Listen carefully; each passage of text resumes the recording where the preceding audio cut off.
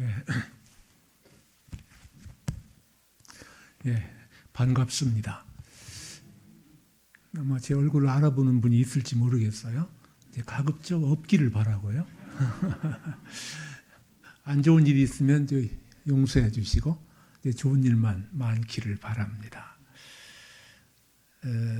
저는 이 교회 앞을 지날 때마다, 세과천 교회 앞을 지날 때마다 첫째로 드는 인상은 교회가 참 아름답다. 아니, 요새도 이런 아름다운 교회를 지을 수 있나? 좀 과천에도 이런 교회가 있어도 되나 하는 생각이 들 정도로 참 아름답다는 생각이 듭니다. 그 다음에는 이 교회를 위해서 수고하신 분들, 제가 이제 이 교회 역사를 처음부터 알거든요. 그래서 그동안 어떤 과정을 거쳤고 어떤 수고들을 하셨고 특히 건축하는 과정에서 여러분들이 정말 애쓰셨다, 또 수고를 받아 하지 않으셨다 하는 것을 그래도 이제 어느 정도 알고 있기 때문에 그런 역사가 함께 스쳐 지나가면서 정말 수고하셨고 또 이 교회가 있기까지 역사의 증인이 되고 하나님 나라 일에 사역자들이 이렇게 많은 복된 교회구나 이런 생각도 이제 하게 되었습니다. 먼저 오늘 장로로 임직받은 장로님 한 분 이렇게 감사를 드리고 축하를 드리고 또 은퇴하신 장로님 두 분, 또 권사님 그리고 집사님 다들 그동안 수고 많으셨습니다. 위로와 더불어 하나님께서 모든 것을 이제 갚아주시고 또 새로운 자리에서 또 새로운 역할을 하시는 그런 기회가 되었으면 좋겠다 하는 말씀을 그런 생각을 먼저 갖게 됩니다. 혹시 이제 오늘 말씀의 제목도 그렇고 말씀 본문이 구약이잖아요. 민수기는 구약이지 않습니까? 그래서 좀 의아하게 생각하고 계신 분들도 있을지 모르겠어요. 어떻게 신약교회 장로님을 세우는데 구약교회 성막 언약궤 그 다음에 광야를 행진하는 이런 본문을 택했을까 하는 생각으로 의아한 분들이 있을지도 모르겠습니다. 그 생각은 참 옳으신 생각입니다. 그러나 그럼에도 불구하고 제가 이제 구약 본문을 택한 것은 이게 이제 구약의 장로제도, 특히 장로계의 장로제도는 교회 근간이거든요. 그런데 이 근간이 된 장로제도가, 이 장로가 기원이 어디냐? 그러면 구약입니다. 구약. 그것도 구약 교회입니다. 구약 교회는 이스라엘이 구약 교회이죠. 그래서 거기서부터 출발한 것입니다. 우리가 이제 무엇이 어떤 것인가 알려면은 그 출발부터 알면 도움이 되는 경우가 참 많아요. 그래서 구약 교회에서부터 출발을 했기 때문에 저는 그 중에서 일부를 좀 택해서 여러분과 함께 신약 시대에 우리가 장로님도 세우고 또 퇴임도 하신 분 여럿이신데 이것의 의미를 살펴보고 하나님께서 이 시대에 무슨 말씀을 주실 것인가. 그 옛날에 주어진 말씀이지만은 하나님 말씀은 늘 새로운데 이 새롭게 들려주시는 그 말씀이 무엇인가 하는 것을 함께 생각해 보도록 하겠습니다. 이제 오늘 본문은 소위 이제 광야교회라고 하는 것을 소개하는 그 아주 일부의 말씀입니다. 오늘 이 과천만 해도 특별히 이 2단지에는 좀 굉장히 이게 광야와는 아무 상관이 없는 이런 곳같이 보입니다. 다 자랑스러운 그리고 새로운 또 젊은 이러한 상황 속에서 출발을 하는 상황인데 광야는 나와 상관이 없다. 이렇게 생각할 수도 있겠습니다. 그러나 우선 우리가 생각할 수 있는 것은 오늘날도 우선 목회 현장이 한국의 대부분의 경우는 광야와 같다. 이렇게 해도 지나치지 않는 경우가 많습니다. 게다가 코로나가 완전히 극복되지 않았기 때문에 그런 부분이 있어요. 근데 그것만이 아니라 사실 오늘날 문화적인 특징과 사람들의 마음 그리고 그 영혼의 상태 이런 모든 것을 보게 될 때 많이 척박하다라고 말할 수 있습니다. 그 척박한 상태 이것을 우리가 광야다 이렇게 말해도 지나침이 없는 줄 압니다. 그래서 옛날에 광야는 물리적으로 황무지고 이스라엘 가보신 줄 알겠지만은 그런 황무한 그런 지역이지만은 오늘날의 이 광야를 좀 상징적으로 보게 되면은 영적으로 정신적으로 문화적으로 척박한 상황에서 교회가 처해 있다. 바로 그런 상황에서 구원의 메시지가 전달되고 생명의 강이 흐르고 하나님의 나라가 세워진다라고 하는 이러한 참 한편으로는 절박하면서도 한편으로는 이 복음의 능력에 찬탄하고 그 통로가 되기를 소원하면서 우리가 이 말씀을 듣고 또 전할 수 있겠다 이런 생각이 들게 됩니다. 본문은 이스라엘이 이제 여러분 원래 그 애굽에서 종살이를 430년간 했잖아요. 그리고 모세에 의해서 애굽을 나오게 되지 않습니까? 그래서 시내산에서 하나님 백성이 되어 그런 다음에 율법을 받고 이제는 거기서부터 본격적으로 약속의 땅 가나안을 향해서 나아가게 됩니다. 오늘 말씀은 이 백성들이 시내산에서 가나안 땅을 갈 때 어떻게 가야 되느냐 하는 그것을 보여주고 있습니다. 간단히 이제 두 가지 방식인 하나는 이제 행군 할 때예요. 그때는 어떻게 가느냐? 그러면 언약궤를 제일 앞에 세우고 그것을 따라갑니다. 이 언약궤는 이제 하나님의 임재의 표시죠. 하나님의 임재에 따라서 하나님의 인도를 따라서 그대로 다 간다. 그래서 쫓아간다. 앞서간 사람 아무도 없습니다. 앞서갈 수 없이 뒤따라가는 것이죠. 근데 또 한편으로는 이제 오늘 있는 본문인데 이것은 가다가 이제 쉬게 될 경우에 그만 머물러야 될 경우에 그럴 때는 진을 다 치거든요. 텐트를 다 쳐요. 유목민 상태니까 텐트를 다 치는데 그때는 어떻게 하느냐 하면은 언약궤가 이제 회막 속에 들어가게 되죠. 그 회막이 이 모든 이스라엘 텐트 가운데 진영 한가운데 놓이게 되죠. 자, 이런 점들. 그래서 하나님과 이 교회, 즉 이스라엘 백성과의 관계가 회막의 위치 이를 통해서 나타내 보이고 있습니다. 하나님은 앞서 가시는 분이다. 하나님 말씀이 앞서 가시는 것이죠. 그리고 그 하나님이 이스라엘 백성 가운데 거하시는 분이다 하는 것을 보여줌으로써 오늘날 교회의 질서가 어떠해야 되는가, 하나님과 그 백성과의 관계는 어떠하고 백성 사이의 진영과의 관계, 지파와의 관계는 어떠하는가, 이 상황에서 자기의 위치는 어디 있는가, 자기 자리는 어디 있으며 자기 역할은 무엇인가 하는 것에 대한 풍부한 암시와 교훈을 보여주고 있습니다. 오늘은 이제 그런 걸 다 대부분 약하고 오늘 여기에서 먼저 생각해 볼 수 있는 것은 하고자 하는 것은 교회 질서에 대한 것을 먼저 생각해 보겠습니다. 이 질서에 대해서 이제 조직체가 있는 데마다 질서가 있습니다. 질서가 없으면 무너지게 되죠. 근데 교회의 질서는 어떤 질서냐? 사람이 만나서 질서를 세울 수 있죠. 자연에도 질서가 있습니다. 제가 요 앞에 있는 산이 깜빡했네. 요 산. 예, 그 산에 약수터 아시죠? 2단지, 3단지 그쪽으로 약수터. 예, 이제 가끔 올라가는데 어느 날 이제 약수터에 물이 흐르는데 너무 소리가 좋아요. 물도 맑고.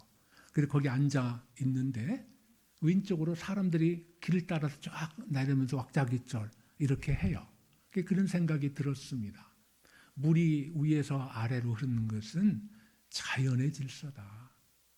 거꾸로 가는 법이 없잖아요. 근데 사람이 막 몰려갑니다.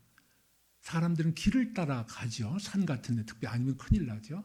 근데 이 길은 사람들이 많이 모이는 곳이 많이 다니는 것이 교회가 되는 것이 참 길이 된다. 이건 사람의 질서를 따르는 것이죠.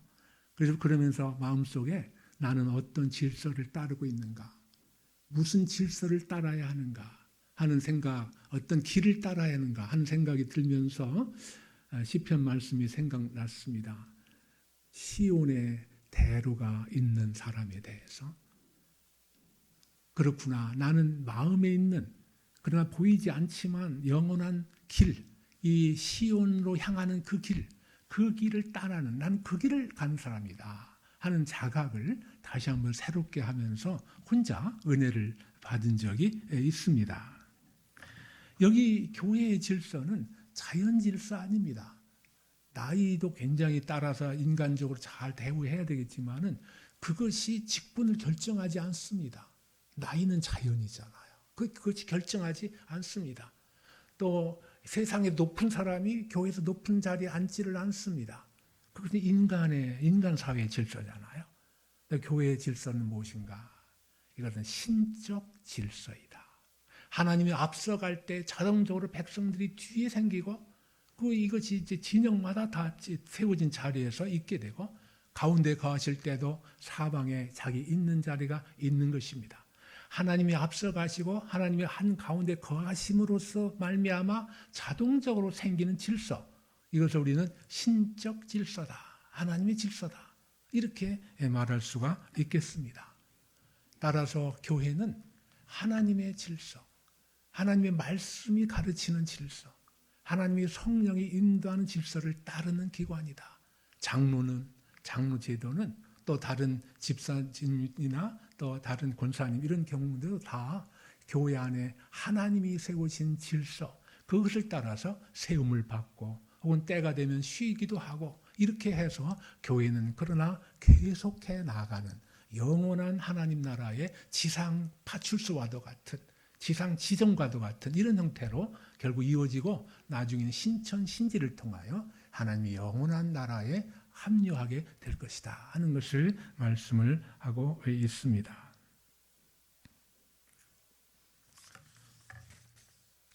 그래서 먼저 교회의 질서는 신적 질서다. 하나님을 따라야 되고 하나님을 가운데 모시는 그러한 교회의 질서, 그 가운데 근간이 장로교회의 질서의 근간은 장로제도거든요. 이 장로에는 이제 가르치는 장로님, 목사님, 또 있고 치리하는 장로님, 일반 장로님들이 있습니다. 이 장로님들 구약 시대에 똑같이 장로님들을 세웠고 그들을 통하여 구약교회를 치리하게 하신 것이라는 점에서는 똑같고 장로교회는 바로 그런 전통을 따르는 교회다 하는 점을 볼 때 오늘날 장로님을 세운다 하는 것은 구약시대부터 사실 창조 때부터이지만 그 구약시대 최소한 시내산에서부터 세워지고 흘러내려온 하나님의 교회, 지금 몇 년이 됐습니까? 수천 년 동안 흘러내려온 그 교회의 일익을 담당하는 것이고 우리 교인들은 다 그런 분들을 모시고 함께 신앙생활을 하는 그런 사람들이다 하는 걸 생각할 때 우리는 뭐 역사가 뭐 짧기도 하고 길기도 하고 그러지만은 교회의 역사는 인간이 타락 때부터 사실은 창조 때부터 세워진 것이다 라는 것을 보면서 이렇게 뿌리가 깊은 나무와 같이 하나님의 참 기나긴 역사 속에서 세워져가는 이 우주적 교회의 일부다라는 걸 생각을 하게 될 때 얼마나 감명이 깊고 영광스러운지 모르겠습니다. 두 번째 생각해 보고 싶은 것은 그 구원의 확신 문제입니다. 무슨 얘기냐 그러면은 구약교회의 기반, 존립 기반이라고 할까요? 그게 뭐냐? 잘 아시다시피 출애굽이거든요. 애굽에서 종살이 하다가 하나님의 백성으로, 하나님의 종으로, 그러니까 인간 그 바로의 종이 아닌 그래서 하나님의 종이 되는, 이게 이제 우리가 표현하는 게 해방 사건이거든요. 그렇게 돼서 그것을 기반으로 해서 하나님의 사람들이, 하나님의 백성들이 세운 교회, 이게 구약의 이스라엘 교회입니다. 신약교회도 마찬가지 아닙니까? 그 신약교회도 예수 그리스도의 죽음과 부활로 말미암아 옛사람은 죽고 새 생명을 얻은 이런 하나님의 자녀들의 모임이 신약교회 아닙니까? 근데 이제 이렇게 행할 때 인간은 연약한 거로 이제 굴곡이 있죠.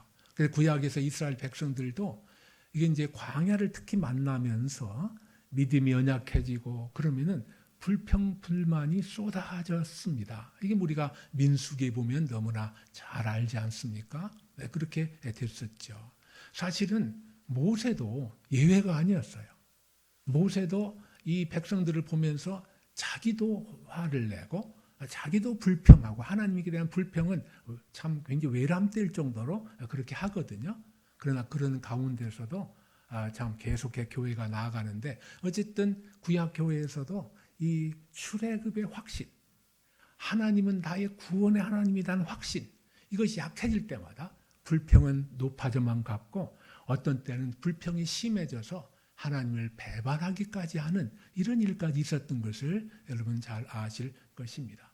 그래서 말하자면 이렇게도 말할 수 있죠. 언약궤를 메고 있는 레위인들이라 제사장이라 할지라도 그 마음속에 이 언약궤가 뭐다? 언약궤야말로 하나님의 임재를 상징하는 것이고 사실 임재하시는 것이고 하나님이 다스리시는 곳이다. 이건 하나님의 보좌다 하는 그것에 대한 믿음과 또 그런 것을 목도하고 경험한 감격과 이런 것이 없을 때에는 언약궤가 쓸모없는 괴짝으로 보일 수가 있는 것이죠. 구원의 확신이, 구원의 감격이 이렇게 중요한 것입니다. 하나님의 일을 함에 있어서 하나님의 확신, 하나님이 어떤 분이시다, 하나님의 영광을 아는 그것을 붙잡고 이 교회 생활을 할 뿐만 아니라 특히 직분을 맡는 것하고 그렇지 않은 것하고는 천양지차가 있습니다. 같이 어려워도 그것이 하나님을 섬기는 기쁨이 될 수가 있지만은 다른 하나는 그것 때문에 불평이 나올 수도 있는 연약한 존재들인데 그것을 위해서는 우리는 이 날마다 구원의 확신 가운데 그 기쁨과 즐거움 가운데 감사가 넘치는 가운데 살아가야 할 필요가 있고 그런 자리로 하나님은 우리를 부르신다 하는 것을 볼 수가 있습니다. 제가 잘 아는 아주 대학교 때부터 친한 친구가 있는데 장로님이에요. 제가 며칠 전에 물어봤습니다. 장로 생활을 오래 했는데 소감이 뭐냐 이렇게 물어봤어요. 그랬더니 뭐냐면은 일하는 것은 감당할 수 있겠다. 일하는 것은 쉬운 편이다. 그런데 내가 성화가 되고 성품이 변화가 되고 신앙이 자라고 이런 것들은 이건 정말 너무 힘든 것 같다라고 말을 하세요. 제가 볼 때 이것은 정말 솔직한 진솔한 이야기이다. 이렇게 볼 수가 있겠습니다. 우리가 일을 하다 보면 일에 치여서 말씀을 보거나 기도하지 못할 수가 있습니다. 사실 그만큼 일을 하는 분들은 그만큼 수고하는 것이죠. 그러면서도 놓치지 않아야 할 것은 경건입니다. 하나님 앞에 서는 것입니다. 하나님 말씀을 듣는 것입니다. 하나님께 기도하는 것입니다.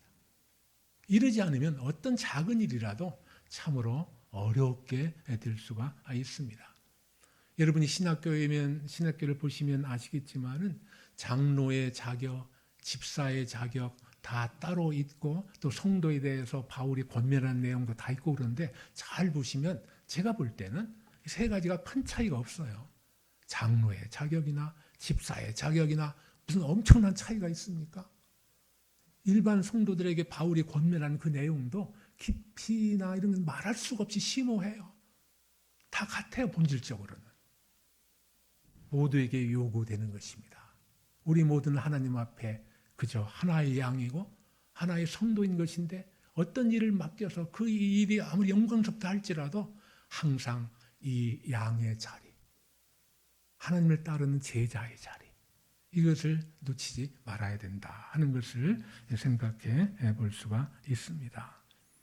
구원의 확신을 갖겠다 하는 것이 아니라 말씀에서 우러나오고 하나님과의 교제 가운데 참 강화되고 하나님이 함께 하신 때의 그 즐거움이 나를 감화시키는, 내 영혼을 강하게 하는 이런 관계 속에서 구원의 확신을 가지시고 맡기신 일에 충성하는 이런 일이 있어야 된다 하는 것을 볼 수 있겠습니다. 이제 세 번째는 광야의 리더십, 이렇게 한번 제목을 붙여봤어요. 광야 리더십의 대표는 모세죠. 모세가 어떤 리더십을 보여줬는가. 오늘날 장로님을 비롯한, 비록 은퇴하시지만은 또 여기 이제 다들 이제 권사님도 계시고 집사님도 계시고 또 이제 사로 장립받으신 장로님 말할 필요도 없고 계시지만은 어떤 리더십을 가지는 게 좋겠는가, 가져야 하는가 하는 것을 모세를 통해서 잠깐 말씀드리겠습니다. 저는 이제 두 가지를 생각해 봤어요. 첫째는 충성이고 두 번째는 온유함이다. 제가 이렇게 두 개를 짝으로 한 것은 이유가 있습니다. 충성과 온유는 짝으로 주어진 것이다. 이것을 가장 잘 나타내는 것이 모세의 리더십의 특징이다, 이렇게 생각이 들어요. 모세의 충성은 뭐 이루 말할 수 없죠. 이제 신약에서도 종으로 충성했다, 이렇게 한마디로 요약을 하고 있습니다. 여러분, 충성된 사람 눈에 충성돼서 참으로 복된 사람입니다. 근데 한 가지 조금 이제 늘 조심해야 될 점은 하나가 뭐냐면은 충성된 사람 눈에는 충성하지 않은 사람이 보입니다. 그렇죠? 같이 충성치 않으면 그냥 넘어가요. 그러나 충성하는 사람들 눈에는 충성치 않아 보이는 사람 눈에 보입니다. 그건 뭐 자연스러운 얘기입니다. 그러나 이것이 이제 잘못하게 되면은 불평이 되기 쉽고 불만이 되기가 쉽습니다. 모세가 바로 그랬거든요. 모세가 얼마나 충성됩니까? 그런데 백성들은 얼마나 불충합니까? 그러니까 모세가 얼마나 이 백성들이 불평하면 모세도 막 불평하고, 백성들이 불만이 많은 모세도 불만을 하나님께 토로하고 같이 그랬어요. 그건 어쩔 수가 없는 그런 부분이죠. 그런데 모세는 그거를 그치지 않고 온유했다 그랬는데, 이러한 부분, 충성만 가지고는 안 되는 다른 부분, 이것은 온유함으로써 이 백성의 인도하는 책임을 감당했다, 이렇게 볼 수가 있습니다. 모세가 그래서 어떤 말을 듣습니까? 모세는 지상에 있는 어떤 사람들보다도 온유함이 비할 자가 없었다. 온유함이 그보다 더한 자가 없었다, 이렇게 말씀하십니다. 이 두 가지가 짝을 이룬 것이죠.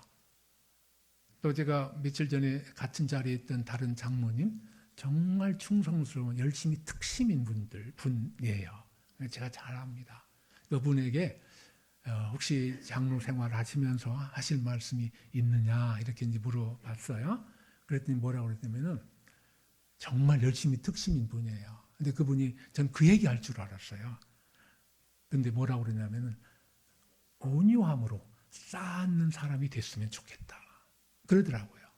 제 생각이 이 장로님은 바로 그 부분에서 이거를 넘어서고 극복하고 모세와 같이 온유한 사람이 되었구나 하는 생각으로 굉장히 감격스러웠습니다.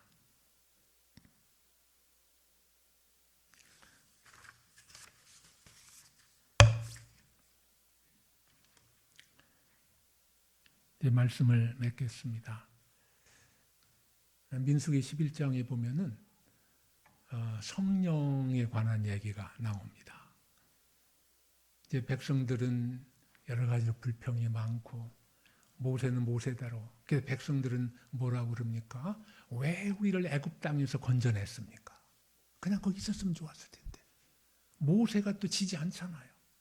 모세는 모세대로 뭐라고 그럽니까? 나는 이 백성에게 짐을 질 수가 없습니다. 내가 낳았습니까? 내가 길렀습니까? 왜 그럼 내가 이 백성을 돌보고 이 짐을 져야 합니까? 라고 말을 하죠. 그때 하나님께서 뭐라고 하십니까?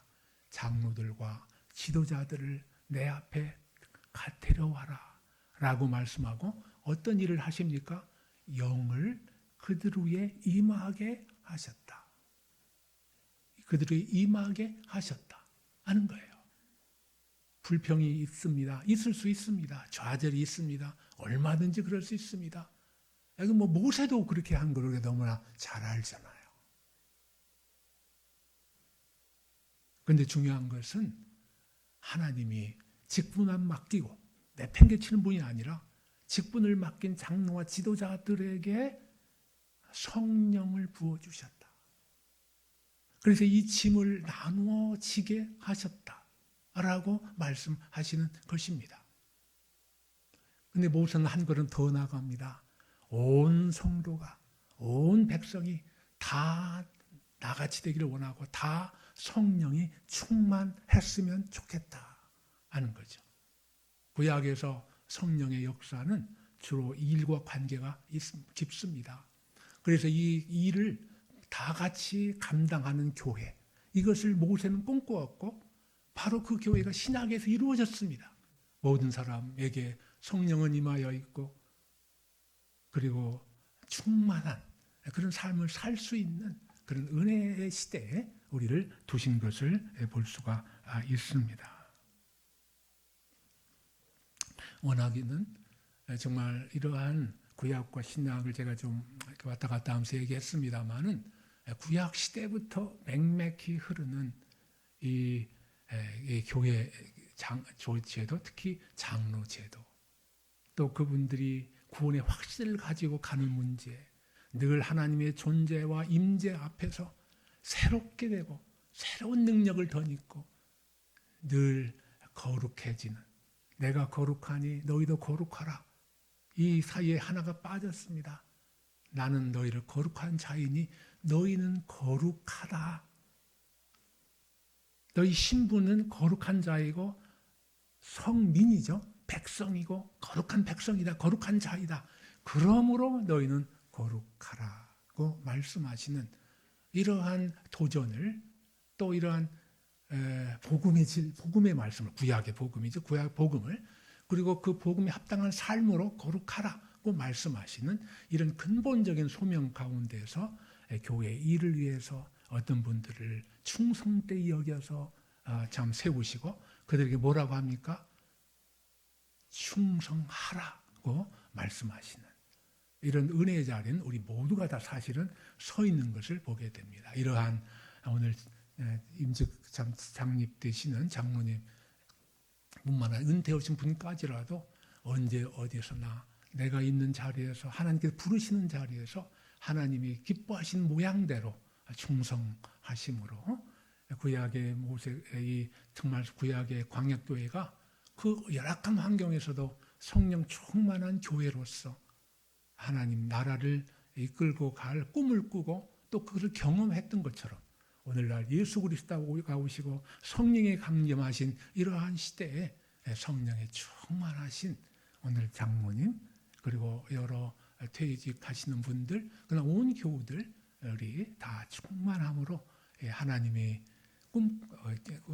구약 백성이 꿈꾸었던 이 교회, 그리고 구약 시대부터 내려가는 이 메시아를 통한 이 교회를 이루시는 저와 여러분이 될 수 있기를 주님의 이름으로 축원드립니다.